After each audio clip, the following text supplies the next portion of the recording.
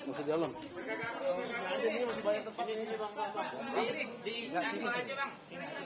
Oh, ada orang jalan. Dari sini ya. Bona. Bagus juga. Boleh ada orang lewat. Gak apa-apa.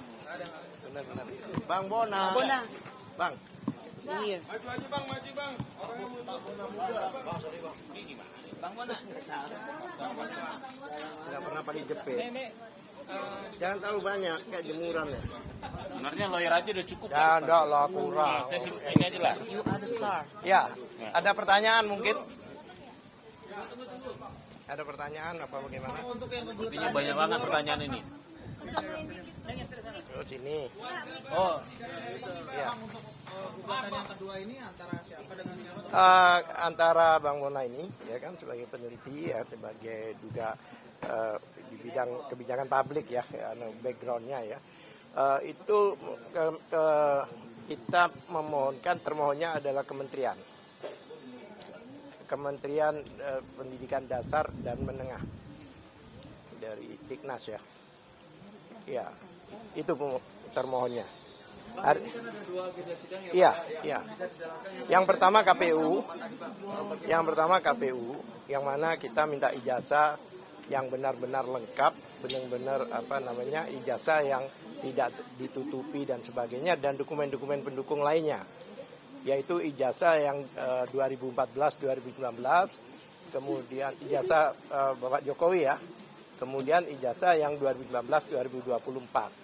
Meskipun kami sudah dapatkan, tapi ada sesuatu yang mengganjal, karena ada 9 poin yang dihitamkan. Dalam hal ini bukan hitam, tapi dihapus lah. Dihapus, yang itu kami tanyakan. Karena menurut kami yang juga memahami Undang-Undang Nomor 14 2008, Undang-Undang Keterbukaan Informasi Publik, baik dan Undang-Undang Perlindungan Data Pribadi, yaitu 27 2002, kami tidak menemukan bahwa yang dihitam-hitamkan itu adalah yang dikecualikan. Makanya hakim tadi minta uji konsekuensi untuk menyatakan bahwa itu adalah yang dikecualikan. Ya kan? Kemudian uji konsekuensi itu ada namanya batu ujinya, bukan hanya sekedarnya. Karena tadi dikatakan menurut kami ini adalah yang dikecualikan. Jadi tidak berdasarkan ketentuan undang-undang maupun peraturan, tapi asumsi. Oleh sebab itu hakim sangat tegas bahwa minta mereka bikin uji konsekuensi dalam persidangan berikutnya dengan dokumen-dokumen yang selama ini tidak disampaikan untuk dihadirkan. Karena menurut hakim tadi, kenapa harus dihitamkan padahal di publik itu ijazah sudah lengkap, tidak ada baik itu tanda tangan, baik itu nomor, tidak ada. Apalagi yang ijazah yang diupload oleh Dian Sandi ya. Itu jelas. Artinya di publik itu malah lebih tahu dari KPU. Apa disembunyikan, wong itu sudah, apalagi dokumen itu adalah dokumen publik yang sudah disampaikan pada publik. Bahkan konon kabarnya Dian Sandi itu pernah datang ke rumah Pak Jokowi dan minta maaf karena mengupload ijazah tersebut. Dan kalau nggak salah Pak Jokowi juga mengkonfirmasi ya memang ya saya maafkan karena mengupload itu kan. Berarti kan pengakuan bahwa itu memang ijazah yang itu yang kita masalahkan selama ini. Ada lain? Tadi yang dari KPU Lanjut. Ya kami tidak protes karena ranah hakim untuk bertanya. Jadi kami sesuai ketentuan dan sesuai kami serahkan pada hakim untuk menggali, mempertanyakan hal-hal yang menurut kita tidak masuk akal. Yang menurut bagaimana setiap pertanyaan sekian orang itu mungkin ada 10 orang tadi ya, ada 9 berdiskusi, setiap pertanyaan berdiskusi. Makanya itu kan protes. Saya tidak protes karena sudah diwakili oleh hakim untuk menegur itu.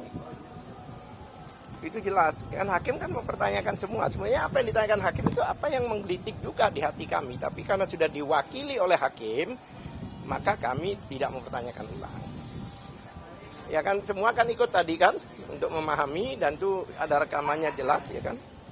Oleh sebab itu tadi kan KPU juga datang pada kami. Saya bilang begini aja lah. Nanti kalau sampai ada mediasi, ya sudahlah buka aja lah. Semuanya ngapain ditutup-tutupin gitu loh. Ngapain pasang badan gitu loh. Ya nah jelas kan pasang badan kan. Artinya kita nggak ada kepentingan dengan KPU sebenarnya. Kita tidak. Tapi faktanya kan kalau barangkali Bona ingin sampaikan tambahan dari saya. Apa Sri Kandi dulu lah, Sri Kandi. Sri Kandi. Bismillahirrahmanirrahim. Assalamualaikum warahmatullahi wabarakatuh. Saudara-saudara sebangsa dan setanah air, hari ini kita mengikuti 2 persidangan ya, informasi publik, yaitu lawan pertama kami adalah KPU RI dan yang kedua seharusnya adalah Kemendikdasmen ya. Saya ingin mengatakan bahwa dari 2 persidangan yang kami lampaui tadi, meskipun yang kedua itu tidak dihadiri dan itu akan di-reschedule ulang ya, reschedule bukan ulang, kalau reschedule ya reschedule ya. Nah itu kami ingin mengatakan ini seperti suatu logika yang salah begitu ya. Perkara ini sebenarnya tidak rumit, tetapi dibikin lebih rumit daripada perkaranya. Ya kami kemarin bersidang dengan Andri, lalu dengan KPUD, lalu hari ini dengan KPU RI dan selanjutnya dengan Kemendikdasmen ya. Kami mengatakan kita ini seperti membuat sebuah logika yang sebenarnya tidak logis agar kelihatan logis. Padahal pasal 2 ya Undang-Undang KIP, keterbukaan informasi publik itu semangatnya adalah akuntabilitas, keterbukaan serta the right to know of the people. Jadi orang tuh berhak untuk mendapatkan informasi yang sifatnya publik, yang tentu saja tidak dikecualikan dan sebagainya. Tetapi dibuat sedemikian rumit. Ya pada hari ini kita bertanya-tanya sebenarnya apa yang sedang terjadi kepada bangsa ini begitu. Saya memberikan penghargaan kepada Dr. Bonatua Silalahi, salah satu daripada peneliti internasional sebenarnya ya, yang seharusnya tidak ada keraguan bagi badan-badan publik untuk memberikan dokumen yang dibutuhkan. Pada hari ini memang peristiwa ini sangat sensitif, tapi apakah setiap badan publik harus ikut-ikutan menjadi sensitif juga? Kan tidak demikian. Nah oleh karena itu, ini adalah pelajaran. Anda kami minta untuk menjadi pengawal bagi setiap momentum seperti ini, agar kiranya tidak ada kesempatan bagi Anda yang sebenarnya menjadi pejabat publik untuk tidak melaksanakan tugas Anda sebagai pejabat publik. Kita lihat sendiri tadi kan dalam persidangan betapa membingungkannya, ditanya ini tidak tahu, ditanya ini belum uji konsekuensi, dan kami sebenarnya keberatan ketika meminta itu ternyata belum dilakukan uji konsekuensi. Tapi kami sendiri ya tidak terlalu mempersulit. Kalau memang istilah kata mampu untuk menyediakan, mari, karena memang tujuannya bukan untuk menyudutkan, tapi untuk membuka informasi tersebut agar segala gelap gulita daripada permasalahan itu terbuka. Saya kira begitu ya Pak ya. Sebagai contoh saya ingin mengatakan ya, kepada UGM misalnya, jangan lagi nanti bikin surat yang ada kopnya dan tidak ditantangani. Ini seperti orang bikin surat cinta pakai kertas binder begitu. Kan nggak mungkin seperti itu. Padahal UGM itu adalah suatu kampus keramat yang mengeluarkan orang-orang hebat, ya, yang mengeluarkan semua yang dibanggakan oleh bangsa ini. Lalu kemudian KPUD jangan seperti magician dadakan begitu ya, tiba-tiba hilang, semua data hilang dan tidak tahu kapan hilangnya, musnahnya kapan, itu aneh sekali. Nah hari ini juga kepada Polda Metro Jaya yang mengatakan bahwa ijazah Jokowi asli sudah disegel untuk kepentingan penyidikan, akan tetapi beberapa waktu kemudian ada relawannya yang menyatakan kami melihatnya, ya Pak, siapa itu, Judi Ari, yang mengatakan bahwa kami melihatnya. Ini ada sinkronan seperti ini. Jangan sampai terjadi seperti ini, dan harapan kita adalah Komisi Keterbukaan Informasi. Kami cukup senang tadi ya Pak ya, bahwa mereka memimpin daripada persidangan ini dengan sangat clear, sangat clean, dan saya kira berkeadilan. Tadi kan demikian, terima kasih. Biar bagi dulu. Itu izin tanya. Saya dulu dong. Oh, Oke. Pak, kita sangat menyayangkan ketidakhadiran terutama yang sidang kedua tadi, di mana pihak Kemdikdasmen tidak hadir dan jawabannya tadi tidak ada jawaban, Bang. ada surat. Ada surat. Ada kesibukan. Mereka minta setelah 1 Desember. Oh, sibuk. Sibuk nyari mungkin ya. Nah, oleh karena itu ada beberapa masukan dari saya kepada Dr. Bonatua Silalahi dan tim, ya, karena kami telah berjumpa dengan Bu Kurnia juga salah satunya, dengan Sekretaris Ditjendikdasmen Bapak Dr. Eko Susanto, ya, yang mengatakan bahwa Gibran itu melanjutkan dari lulus SMP Negeri 1 Surakarta, lulus kelas 9, lalu melanjutkan ke Orchid Park Secondary School 2002 sampai 2004, itu di Orchid Park Secondary School kelas 9 lagi. Jadi lulus SMP Negeri 1, kelas 9 ke Orchid Park Secondary School kelas 9 lagi. Jadi sampai di Orchid Park Secondary School hanya sampai kelas 10 atau kelas 1 SMA. Lalu melanjutkan ke Australia dengan program diploma 2 tahun. Ya. Jadi yang kita pertanyakan nanti adalah bagaimana surat keterangan penyetaraan ijazah SMK bidang akuntansi dan keuangan itu diproduksi oleh Ditjendikdasmen pada Agustus 2016 berbasis 2 sekolah. Yang pertama kelas 1 SMA Orchid Park Secondary School Singapura plus diploma di UTS Insert.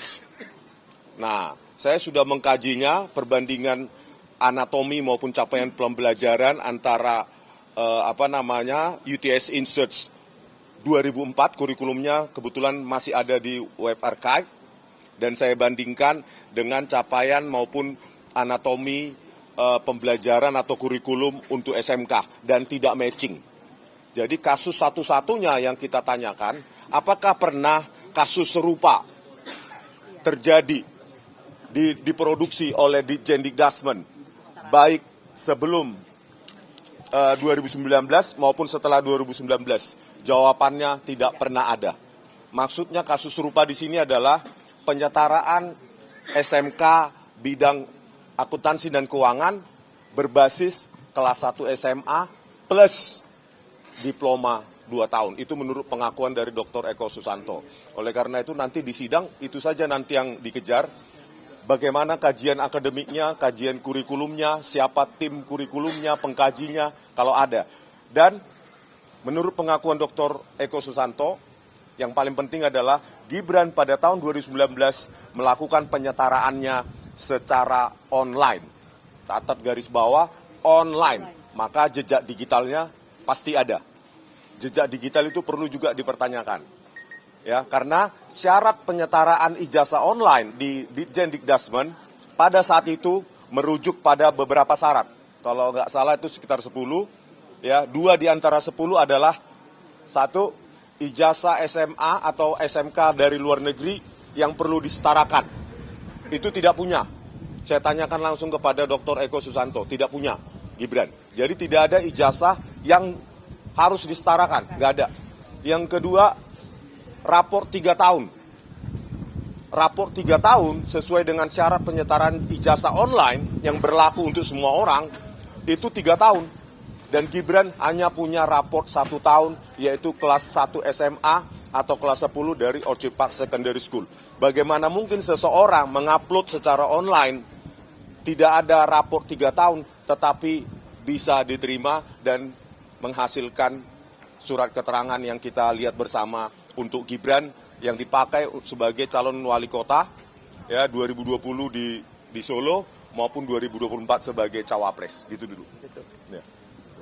Ada pertanyaan? Siapa yang ditanya?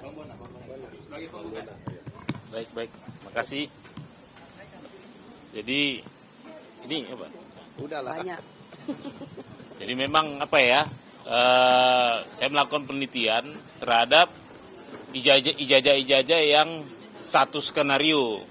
Jadi dalam hal ini saya juga meneliti karena ini satu alur yang sama dengan wapres kita, makanya saya kembangkan penelitian saya untuk meminta salinan dari UTS Insert ya, beliau yang di Kementerian Dasar dan Menengah.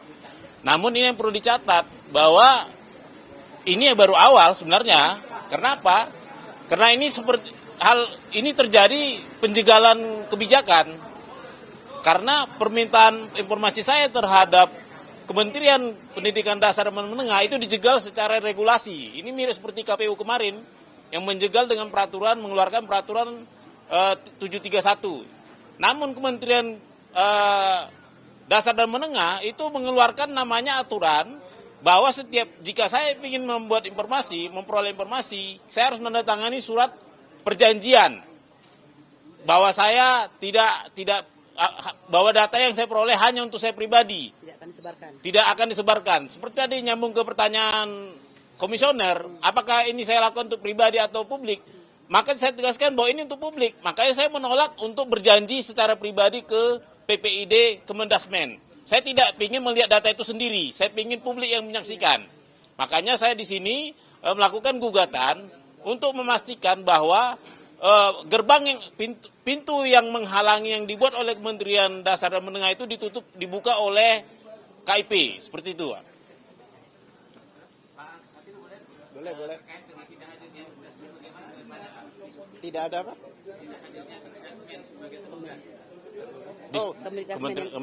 Kementerian. Tidak datang ini. Ya, yang kedua yang nggak hadir. Iya, jadi begini, hakim tadi menyatakan bahwa sidang ini tetap sidang, dianggap itu adalah sidang pertama, jadi bukan diabaikan. Biasanya kalau tidak datang beberapa kali langsung diputuskan, itu sudah umum di persidangan-persidangan itu. Nah, karena sudah dipanggil secara layak dan sebagainya, tetapi kami tadi disuruh membaca surat, memang ada minta penundaan karena kesibukan kementerian menurut surat itu mereka akan bersedia setelah 1 Desember di reschedule. Kurang berapa hari lagi ya? Ya, minggu depan sama aja. Iya, itu. Oleh sebab itu ya kami serahkan pada hakim. Oh ya, satu hal lagi yang masalah KPU tadi, ada agak ribut juga dalam penugasan surat kuasa terhadap yang ditugaskan tadi. Nah, itu nggak jelas kepala bidang, kepala bagian.